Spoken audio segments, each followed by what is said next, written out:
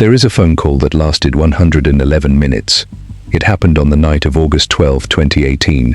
By the time that call ended, somewhere inside a quiet house in Frederick, Colorado, a decision had been made that would erase an entire family from existence before the sun came up. The man on one end of that call is now serving 5 life sentences in a maximum security prison in Wisconsin. He will never walk out. He will die inside those walls. But the person on the other end of that call has never been asked a single formal question about what was said during those 111 minutes. Not once. Not across 6 separate recorded interview sessions with law enforcement. Not in any courtroom. Not under any oath. That call happened on the last night Shanann Watts was alive. And the content of it remains to this day completely unexamined by any official investigative process. But that is not where this story begins. It begins with what happened after the case was closed, after the guilty plea, after the sentencing, after the world moved on. Because the man sitting inside that prison cell picked up a pen, he started writing letters, journals, private confessions, pages and pages of them, produced across years, passed through prison walls, mailed to people on the outside. And what came out of those pages was not remorse, in the way most people would expect. What came out was a name, the same name, written over and over again, across years of correspondence, positioned not as a love story, but as an explanation, not as a memory, but as an accusation. And then, in 2025, a book was published by a man who spent 7 months living in the prison cell, directly next to Chris Watts. The official published description of that book contains 4 words that appear nowhere in any court document connected to this case. Chris admits he had an accomplice, not a theory advanced by a commentator, not speculation assembled from a distance, a published attribution from a man who talked to Chris Watts through a prison wall every single day for 7 months, now available on major retail platforms for anyone to read. Here is the question that has been sitting at the center of this case since 2018. A question the prosecution acknowledged and then set aside. When a case ends with a guilty plea, does that mean every question raised by the evidence was answered? Or does it mean the investigation had enough to stop? Those are not the same thing. They have never been the same thing. And in the case of Chris Watts, the distance between those 2 statements is where this entire story lives. Because the official discovery file of this case contains forensic evidence, time-stamped data, and documented contradictions that were confirmed by law enforcement, acknowledged by the district attorney who built and closed the prosecution, and then never formally pursued. Not because the questions were resolved, because the primary defendant pleaded guilty, and the process ended before it reached them. If you are watching this, and you want cases examined at the level they actually deserve, this is exactly what we do at Beyond the Verdict. We go into the documented record, the discovery files, the forensic data, the confession transcripts, and we do not stop at the surface. Subscribe and stay with us, because what we are about to walk through is one of the most forensically documented and least fully examined cases in recent American criminal history. Now let us go back to the beginning, not the version that circulated online for years, the actual documented record of who these people were, what the evidence showed, and what was never formally addressed. In August 2018, Shanann Watts was 34 years old. She was 15 weeks pregnant with a boy she and her husband had agreed to name Nico. She had 2 daughters. Bella was 4, Celeste was 3. They lived in a 2-story house in Frederick, Colorado, in a quiet suburban development that looked from the outside like the kind of neighborhood where nothing unusual ever happens. Shanann was active on social media, enthusiastic about her work promoting a health and wellness company called Thrive, and by every account from the people who knew her, deeply committed to her children and to the life she was building. Her husband, Christopher Lee Watts, was 33. He worked as an operator for Anadarko Petroleum at oil field sites in Weld County. People who knew Chris described him in remarkably consistent terms across multiple independent interviews with investigators. Passive, quiet, conflict avoidant, to a degree that bordered on invisible. His own family said he would rather go completely silent than push back on anything. Shanann's friends told investigators they often felt like she was talking to someone who was not entirely present, that she would raise something important and he would simply stop engaging. He was, by every account, a man without a dominant direction of his own. By the summer of 2018, the marriage was under significant pressure. The family carried substantial debt. Shanann traveled frequently for work. Chris spent stretches of time at home alone or with the children while she was away. And somewhere inside that quiet man, something was shifting in a way that would not be visible to anyone around him until it was far too late to matter. On August 13, 2018, in the early morning hours, Shanann returned home from a business trip. She was tired, she was pregnant, she went upstairs. By the time the sun came up, she was gone. Bella was gone. Celeste was gone. Nico, who had never drawn a single breath outside his mother's body, was gone. Chris Watts was arrested on August 15th. He pleaded guilty in November 2018 and received 5 life sentences without the possibility of parole, plus additional consecutive terms for the unlawful termination of Shanann's pregnancy and charges related to the treatment of the remains. Bella and Celeste were recovered from oil storage tanks at an Anadarko site called Survey 319. Shanann was found in a shallow grave nearby. His guilt is not in question. His sentence is not in question. What has been sitting unanswered inside the official discovery file for years is something the prosecution never fully pursued, and it starts with a woman named Nicole Kessinger. Before anything else, this needs to be stated clearly. Nicole Kessinger was never charged with any crime. The Weld County District Attorney made a prosecutorial decision in 2018 not to pursue charges against her. That is a documented fact, and it belongs at the front of this conversation. But the absence of charges is not the same as the absence of questions, and the questions raised by the documented evidence, questions confirmed by law enforcement's own records, have never been formally answered. Kessinger held a Bachelor of Science degree in geology from Colorado State University. She worked as a field engineer through Tasman Geosciences, a contractor working directly for Anadarko Petroleum. Her role was not administrative and not peripheral. It required working knowledge of oil field operations, including an understanding of which personnel carried which responsibilities, which tasks belonged to which teams, and what any given visit to a specific site would mean within the operational structure of those locations. Keep that detail in mind. We are coming back to it, and when we do, it will carry significant weight. According to what Kessinger told investigators across 6 separate recorded sessions, the relationship with Chris began in June of 2018. She said he told her he was separating from his wife. She said she genuinely believed she was not involved with a man in an active marriage. That was her account across every session. Chris Watts, in his February 2019 recorded confession, conducted after his guilty plea, told a different story. He stated that Kessinger had seen a photograph of Shanann on his phone. He said she knew he was married. He said she knew he had children. And he said directly on the record that she lied when she told police otherwise. He described the relationship in language worth examining carefully. He said that every time he was with her, it felt like there were blinders on his face. He said he felt she pursued him. He described the dynamic as a roller coaster ride he kept punching the ticket on and could not exit. Consider that description against everything documented about this man before Kessinger entered his life. Passive, directionless, unable to sustain independent action in any meaningful direction. Text messages recovered during the investigation showed Shanann expressing frustration that she felt like she was having a conversation with a wall. And then Kessinger is in the picture, and this same man is contacting a real estate agent to discuss selling the family home. He is laying groundwork. He is making specific plans. He is moving toward a particular destination with a clarity he had never demonstrated before. That is not spontaneous impulse. That is the behavior of a man who believes a specific future is already waiting for him, and who believes he understands exactly what reaching it will require. In 2019, author Cheryl Cadell began exchanging letters with Watts. He placed her on his visitor list, and then he started telling her things that directly contradicted what he had told police. He told investigators the murders were spontaneous, the result of an argument, an unplanned moment of rage. But in his letters to Cadell, he wrote that on the night of August 12th, after putting Bella and Celeste to bed for the last time, he walked away and told himself that was the last time he would ever tuck his babies in. He wrote that he knew what was going to happen the following day and did nothing to stop it.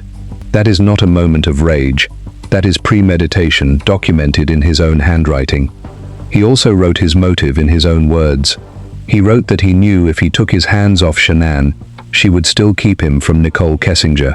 That sentence, written privately because he believed letters were less monitored than spoken conversations, is the clearest statement of motive this case has ever produced. In later correspondence, the language evolved. He described Kessinger using biblical terms. He called her a Jezebel. He wrote that she led him astray with flattering speech, that her words were like drops of honey, and that all her guests were in the chamber of death. A convicted murderer redirecting blame is not surprising. That motive is real and cannot be dismissed. But the language he chose, written privately over years, is not the language of someone describing mutual partnership. It is the language of someone describing being directed, pulled, moved by a force he felt unable to refuse. Dylan Tolman, the man in the adjacent cell for 7 months, described a behavioral pattern that aligns with precision against every other source in this record. He said Watts would connect with a woman, and she would become his entire world almost immediately. He said Watts would do whatever that person asked without resistance or limit. Tolman is not law enforcement. His account is not sworn testimony. But what he describes matches Watts' own letters, his February 2019 confession, and what Shanann's closest friends told investigators. Consistency across independent sources, when no single source can be fully verified on its own, is the closest available approximation of a reliable picture. Now let us look at what was sitting in the official discovery file. Confirmed, time-stamped, forensically recorded data that has been there for years. On July 24, 2018, Kessinger's phone logged a search. The word she typed was affair. On August 4th, while Chris was in North Carolina with Shanann and the girls, Kessinger spent 2 consecutive hours browsing wedding dresses online. That same afternoon, her phone connected to both Chris Watts's and Shanann Watts's Facebook pages. Shanann's pregnancy had been publicly announced, and the announcement was visible on that page on that date. On August 8th, her phone logged another search containing the word mistress. 3 separate instances in which the words she chose to type stand in direct documented contradiction to the account she gave investigators across 6 recorded sessions. Forensic analysis showed a search of Shanann Watts by name as early as January 2018. Kessinger said the relationship began in June. District Attorney Michael Rourke confirmed the data came from her phone and said it was not a reporting error. When asked why it was never independently investigated, he said the guilty plea had already been entered and the investigation did not continue to that point. On the morning of August 13th, investigators had months of subpoenaed phone records mapping Kessinger's daily commute. The same towers, the same route, morning after morning without deviation, until August 13th. At 6:16 a.m., her phone connected to a cell tower it had never once reached across all those months. That tower placed her device in the vicinity of the Watts family home, the same address she had searched on Google fewer than 36 hours earlier. At that moment, Chris Watts's phone was tracking northeast towards Survey 319. He had left the house at approximately 5:45 a.m. Her phone placed her near his home. She placed a call at 6:16 to a man named Jim, identified in discovery records as someone within their shared social circle. Investigator Dave Baumhover asked whether Jim could confirm her location that morning. She said it would not be fair to involve him. He did not press the point. Her location during those critical hours was never formally verified. Anadarko's parking lot cameras could have confirmed when she arrived at work. No verified timestamp from that footage was ever produced. In her first interview, she mentioned when she clocked out. She never mentioned when she clocked in. No investigator ever asked. Her phone never connected to that Frederick Tower again, not once after August 13th. In her first interview, she described Chris going to Survey 319 that morning as routine. 6 days later, after investigators had reviewed her phone records, her account changed entirely. She recalled with sudden specificity a conversation from the night before in which she had questioned why Chris needed to go to that site. She told investigators it was not his job. The task belonged to the environmental team. not to an operator in his role. That level of operational knowledge is not casual workplace familiarity. It requires understanding the functional division between roles at an oil field site, precisely the kind of knowledge a field engineer with a geology degree and years of direct experience would carry. Hours after Chris had been at Survey 319 on August 13th, Kessinger sent him a text asking him to photograph proof that he had been at that specific site. Investigators reviewed months of their communications. There is not a single other instance of her requesting photographic documentation of his location on any workday. Only August 13th. Only Survey 319. Only the day that location became the center of a murder investigation. The investigator who had that information in front of him did not ask why. On August 14th, the day before she contacted investigators, Kessinger cleared her phone entirely. Every message, photograph, contact, and email connecting her to Chris Watts was erased. She instructed Chris to do the same. She contacted a friend named Charlotte who had received photographs of Chris and personal conversations about him, and told Charlotte to delete their entire thread. On the morning of August 15th at 5 a.m., Anadarko's security manager called law enforcement and provided two names, Chris Watts and Nicole Kessinger. Law enforcement had her name before she reached out to them. At 9:50 that morning, nearly 3 hours later, she contacted investigators. During those same hours, her phone was running searches. How long companies retain text message records, what investigators can access from deleted content, the legal distinction between a message existing and its content being recoverable. She then deleted those searches as well. The explanation she gave for clearing her phone was that she was disgusted by Chris Watts and did not want his name on her device. That answer was accepted. Between 9:48 p.m. on August 13th and 2:18 a.m. on August 14th, phone records show Kessinger and Watts connected across multiple calls, totaling 156 minutes. 2 hours and 36 minutes on the same night Shanann and her daughters had been publicly reported missing. The same night a statewide alert had been issued. When Detective Kobach asked Kessinger to account for what was discussed across those calls, she said her memory was unclear. In the same interviews, her recall of events from weeks earlier was sharp, detailed, and organized. Specific dates, specific locations, specific conversations recalled with precision. But the most consequential night in the case produced nothing she could account for. She offered to come to the station and go through her messages manually to fill the gaps. That meeting was never arranged. She never returned. No investigator followed up. At 1:51 a.m., Kessinger called Chris. At 1:58, while that call was still active, Chris began receiving incoming calls from the Frederick Police Department. They ended the call. Chris rang the officer back at 2:05 on his work phone. Within seconds of that connection, Nicole Kessinger called Chris's personal phone. Both lines were live simultaneously. The officer on the work phone, Kessinger on the personal phone. While Shanann and her daughters were still listed as missing, investigators who reviewed that sequence documented what the timing implies. She was positioned to monitor the police call in real time. She has never been formally asked to explain why she called at that precise moment. In October 2018, Detective Michael Prill submitted his forensic report to the Weld County District Attorney's Office. He documented that Chris Watts had a hidden application on his phone designed to look like a standard calculator, but functioning as a private channel through which photographs were being exchanged entirely outside any normal message thread. Tracing those images would have required a separate investigative process. It never happened. He documented Kessinger's confirmed use of Skype, a platform requiring a separate legal subpoena to access. Those records were never requested. He documented Chris's use of Snapchat, a platform designed to erase messages after viewing. Those records were never subpoenaed.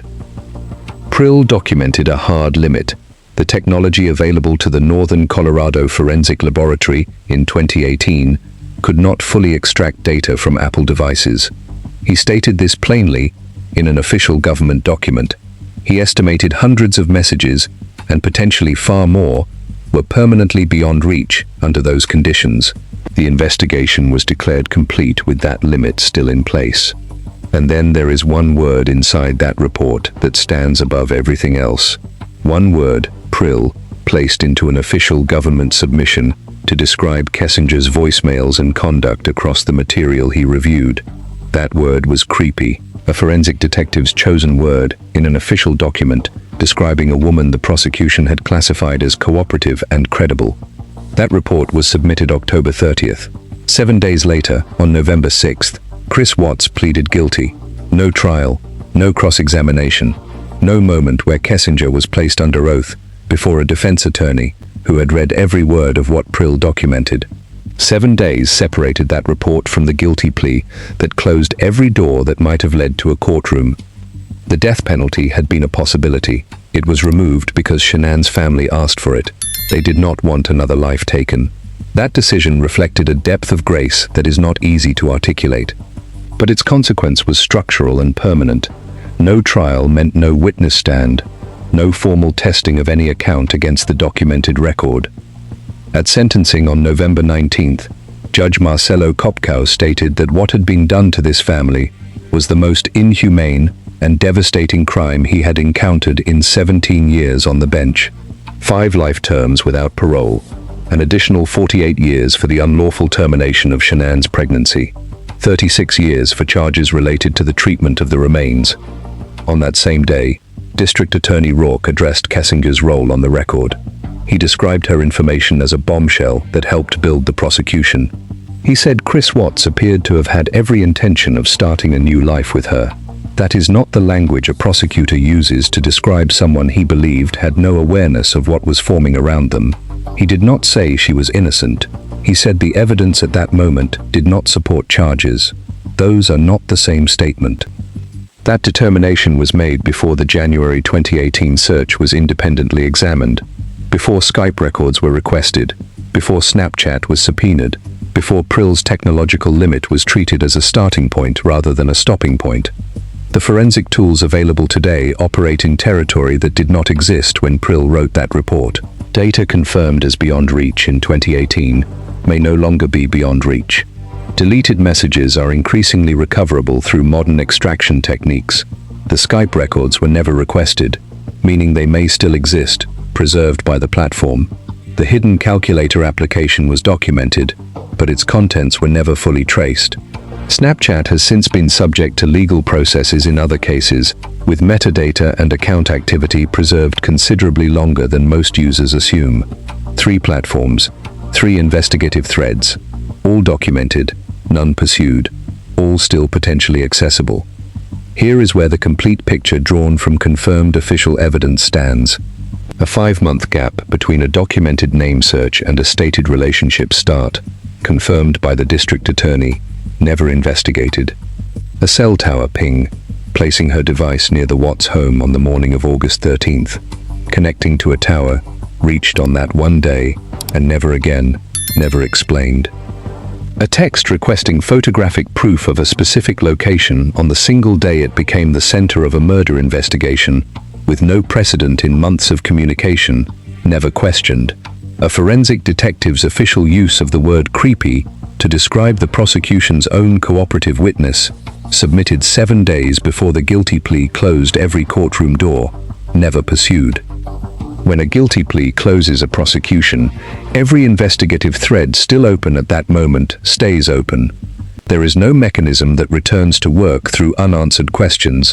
What remains is a closed prosecution sitting on top of an investigation that was never fully completed.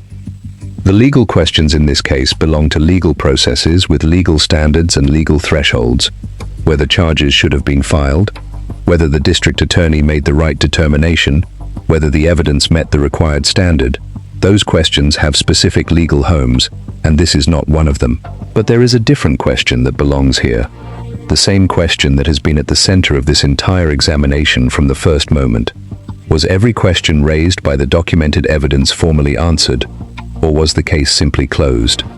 Those have never been the same thing. Shanann Watts deserved every question answered. Bella deserved every question answered. Celeste deserved every question answered. Nico, who never had the chance to exist in the world beyond his mother's body, deserved every question answered. That is not a theory. That is not speculation. That is simply what justice is supposed to mean. If you have stayed through to the end, you understand that the documented record of this case is more detailed, more specific, and more unresolved than the version most people received in 2018. That is exactly what Beyond the Verdict is built to do. Go into the official record, stay inside what is confirmed, and ask the questions the evidence itself demands. Subscribe to Beyond the Verdict right now and turn on notifications. Like this video so the algorithm understands that cases like this one deserve the kind of attention they were never given when they were first closed. We do not move on from questions that were documented, confirmed, and then quietly set aside. Not here, not on this channel.